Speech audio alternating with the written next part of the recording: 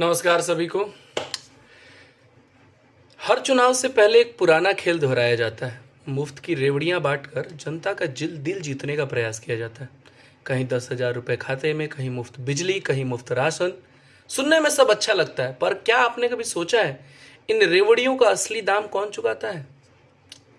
कहावत है, मुफ्त की चीज का मूल हमेशा सबसे ज्यादा होता है, और यही बात आज हमारे अर्थव्यवस्था के ऊपर लागू हो रही है।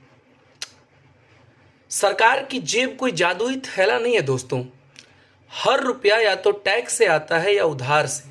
जब अरबों खरबों रुपए मुफ्त में बांट दिए जाते हैं तो स्कूलों की इमारतें अधूरी रह जाती हैं, अस्पतालों में दवाइयां कम पड़ जाती हैं।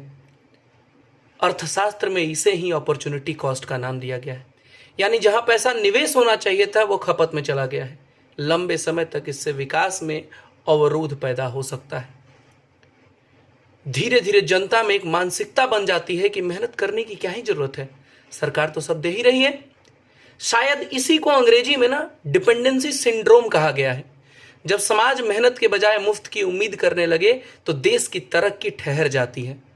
एक पुरानी कहावत याद आती है, जो बिना पसीना बहाए फल चाहता है वो भूखा ही रहता है। मुफ्त की रेवड़ियों का फल तो मीठा लग रहा है, मतलब ये खोखला बहुत है। आज कई राज्य ऐसे हैं जहां मुफ्त योजनाओं का बोझ राज्य के कुल राजस्व का 30 से 40% तक पहुंच गया है। मतलब हर 100 रुपए में से 40 रुपए सिर्फ वोट की मिठाई में खर्च होते हैं। पर जब मिठाई खत्म हो जाती है तो दर्द शुरू होता है, और वही दर्द राजस्व घाटे के रूप में हमें देखने को मिलता है।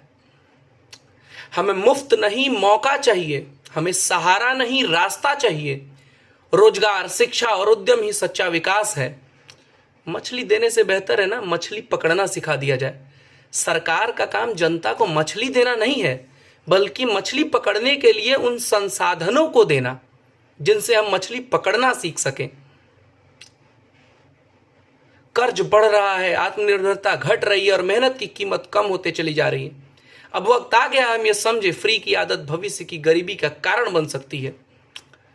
अगर भारत को आत्मनिर्भर बनना है तो हमें मुफ्तखोरी नहीं, परिश्रम की संस्कृति को अपनानी होगी।